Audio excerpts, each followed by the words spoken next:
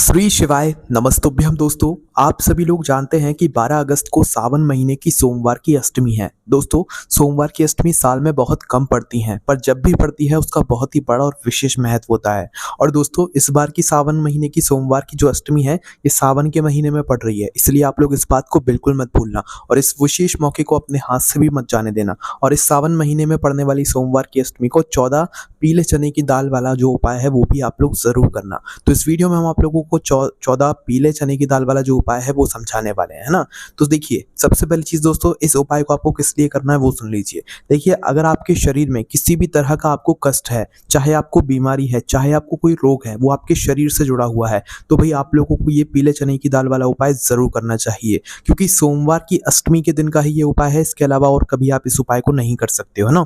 तो भाई जिसको रोग और कष्ट है, जिसके शरीर में किसी भी तरह की दुख और परेशानी है, चाहे बड़ी से बड़ी परेशानी है, चाहे छोटी से छोटी परेशानी है, आप इस उपाय को कर सकते हो, है ना। अगर आप खुद इस उपाय को कर सकते हो तो खुद करना, अन्यथा अगर आप नहीं कर पा रहे हो तो अपने घर के किसी बड़े सदस्य से बोलना कि वो आपके लिए ये वाला उपाय करे, है ना। तो देखिए, उपाय के नाम में आपको समझ आ रहा होगा, 14 पीले चने की दाल वाला ये उपाय है। तो इसमें हमें चने की दाल की यहाँ पर आवश्यकता पड़ेगी। वैसे तो चने की दाल आपको आपके घर में मिल जाएगी, पर अगर नहीं मिलती है तो भाई आप तो किसी भी किराने की दुकान से जाकर चने की दाल लेकर आ सकते हैं। चने की दाल जब आप अपने घर पर ले आओ, अगर पहले से भी रखी है, तो भाई उसमें से आप चने की दाल थोड़ी सी निकाल लेना और उसमें से 14 कितने 14, है ना। तो 14 जो चने की दाल है, पीले चने की दाल है, भाई उसमें से आपको निकाल लेना है। और जो दाने आप लोग निकालोगे 14, भाई वो अच्छे होने चाहिए, टूटे फूटे नहीं होने चाहिए, साबुत होने चाहिए, है ना। तो 14 पीले चने की दाल जो है, 14 पीले चने की दाल के दाने आप लोगों को निकाल लेने हैं। निकालने के बाद दोस्तों, इन 14 पीले चने की दाल के दानों को आप लोगों को उस व्यक्ति के ऊपर से 14 बार घुमाना है ना।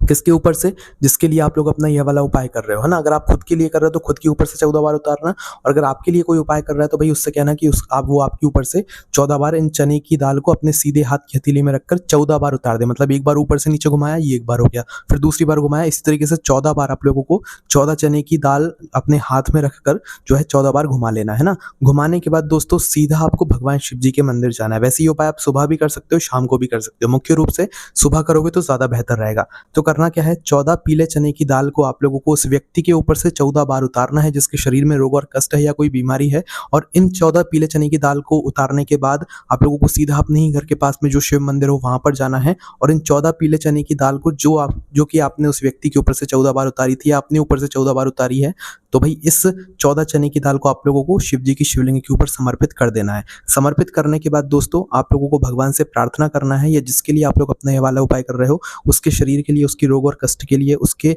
शरीर में जो भी दुख आ रहा है उसके लिए आपको प्रार्थना करना है। बस दोस्तों, यहाँ पर आपका ये वाला उपाय पूरा हो जाता है। इस उपाय को करने के बाद अगर आप अपनी कोई पूजन अर्चना करना चाहते हैं, शिव जी पर जल चढ़ाना चाहते हैं, दीपक लगाना चाहते हैं, तो वो लगा सकते हैं ना। पर पहले आप लोगों को अपने घर से जो है 14 बार घुमा कर लाना है। मंदिर में आकर नहीं घुमाना है, आपको अपने घर से ही 14 बार 14 चने की दाल को जो है घुमा कर लाना है। दाने लेना है आपको, 14 पीले चने की जो दाल होती है ना उसके दाने लेना है, 14 है ना।